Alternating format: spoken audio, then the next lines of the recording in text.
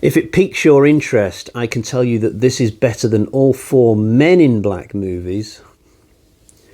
Women have always just got to be that little bit better, haven't they?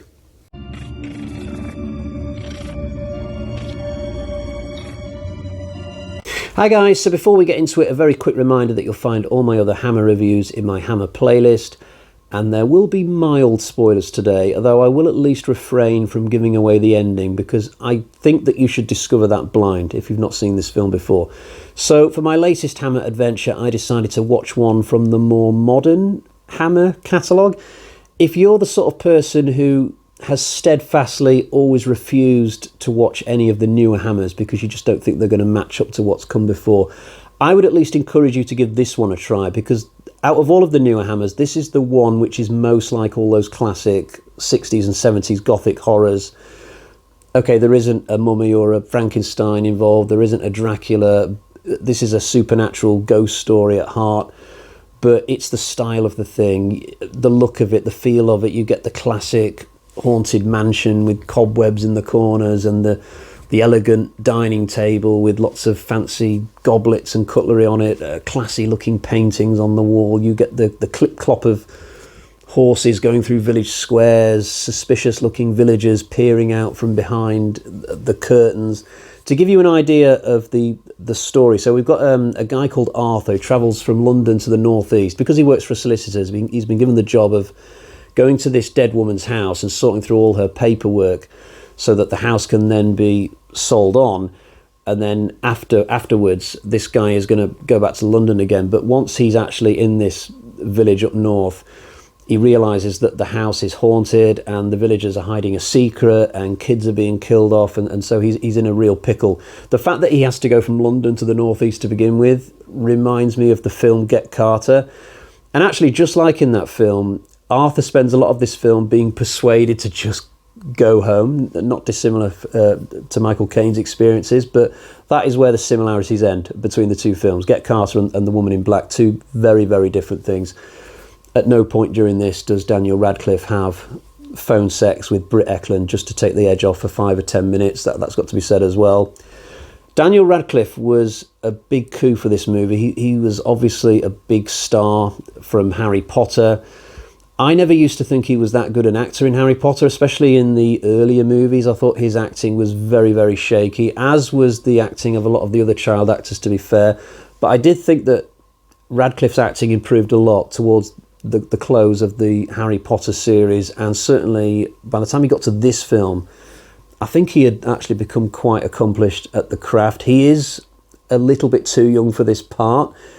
I get that people married a lot younger back in the time period that this film would have been set, but Daniel Radcliffe would only have been about 23 when he was filming this movie, and the idea that he could be a widowed husband even back in those days, it's a little bit of a stretch. I think ideally he would have been maybe 5 years older at least when he did this role. But the thing is, when you've got the chance of signing a name like Daniel Radcliffe, you will maybe just take a liberty or two, and I think that's what they did to get his name on the film.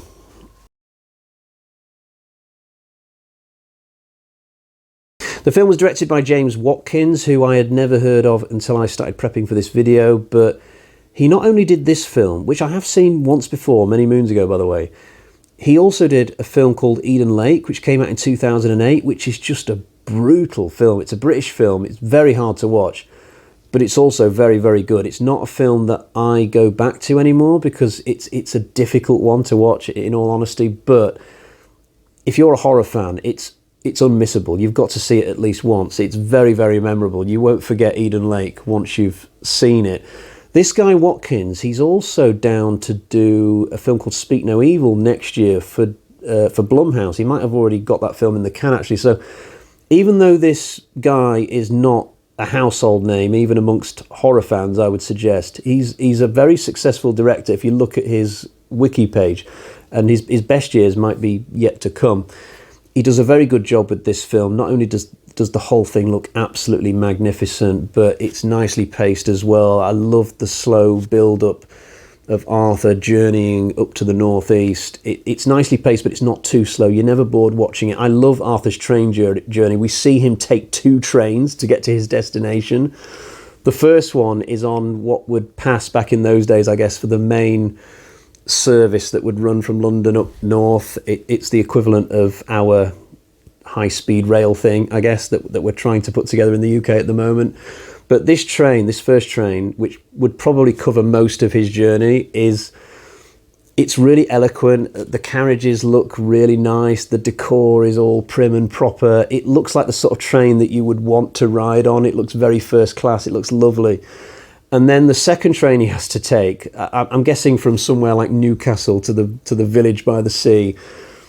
It's all dirty and dark. The seats are made of wood. There's no tables in front of the chairs. It just looks really glum and nasty. And it really tickled me, this, because I'm pretty sure I have had train journeys just like this, where the final leg has been on some really crappy little 2-bob carriage where there's no toilets, no one's selling any confectionery. It's really glum. You get a lot of little trains like this in the various backwaters. You're much less likely to see them passing through London, Euston, probably. But I'm glad that there's a little bit of humour to be had in this train journey, because once we arrive at the village, it's all business with this film from then on. There's very little humour to be had after that point. Like I said earlier, kids die in this movie, but I'm very thankful to be able to report that there's nothing in this film that will disgust you, you know? I think there's 2 questions you have to ask when kids are killed in horror films. Number 1, is it necessary for the story? If not, why not just have adults be killed? And number 2, if kids have to be killed, is the gore too much? You know, I mean, I enjoy a good gory kill as much as anybody, but I don't want to see gory kills with kids necessarily. You know, if you have to have a kid pulled into a drain, for instance, I don't want to see his arm ripped out of its socket before the body disappears. But I'm thankful that The Woman in Black passes both tests. Kids dying in this film is completely the entire point of the narrative, and there's nothing here that's going to have you going for the sick bucket. All the deaths are handled very tastefully. We never see too much. There's not much gore in this film at all. It has to be said, it's more about the atmosphere and the creeps. I'll give you an example of one of the kill scenes.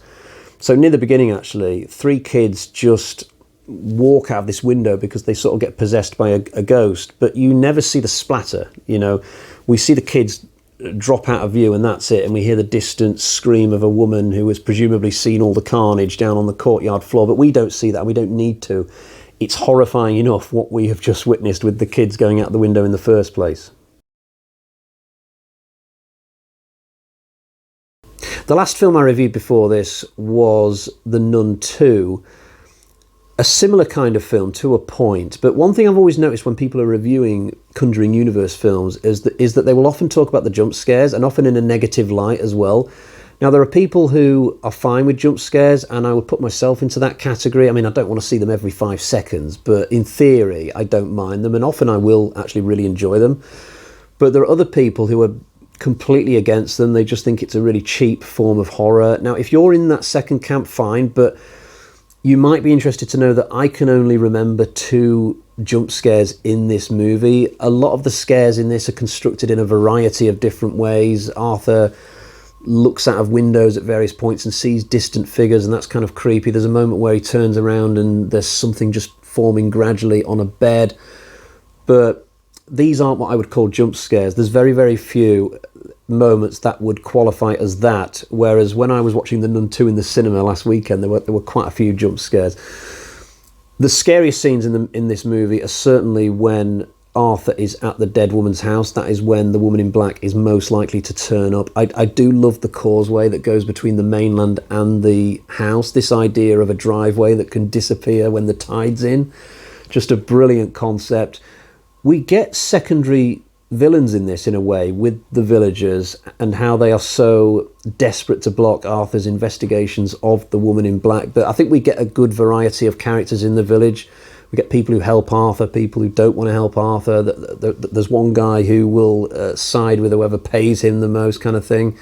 What I found very interesting is that the villagers do believe Arthur's story about the woman in black, but they still want him to get the hell out of there anyway and go home. Whereas the guy who is really friendly to Arthur throughout this movie doesn't believe his story. A good bit of situational irony. In terms of negatives for this film, I can't think of anything that's that important, really. There's no soundtrack to speak of, but do we need a soundtrack in a film like this where we need to have quiet a lot of the time to generate atmosphere? I will say that we maybe go to the dead woman's house one too many times in this. I remember feeling that the third time we go to the house, I kind of got so used to the atmosphere and you know, the scares weren't having the same effect on me by that point of the movie, maybe, but we're talking very, very small complaints there.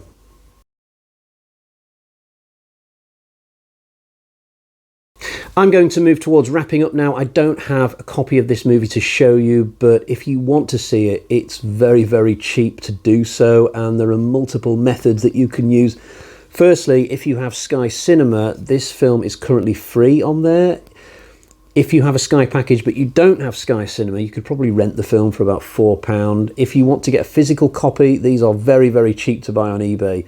The last time I looked, you could get a brand new Blu-ray of The Woman in Black for about £4 or £5. Very, very cheap, and especially for a film of this quality. Right, let's get to the bag of terror and find out how I'm going to score this thing. So, we've got 1, 2, 3, 4, and there's something else.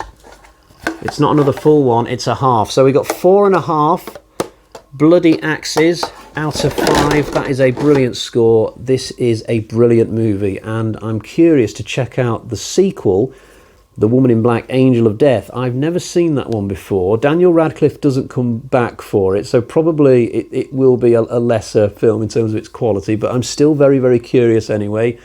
So yeah, I will leave it there, and if you're curious about this film, honestly, get on and buy it. I'm definitely going to add a physical copy of this to my collection very, very soon, I think. I mean, at £4 or £5, it's a deal, it's a steal, it's sale of the fucking century, to quote Lockstock. I'll leave it there for today. Until next time, cheerio, bye-bye.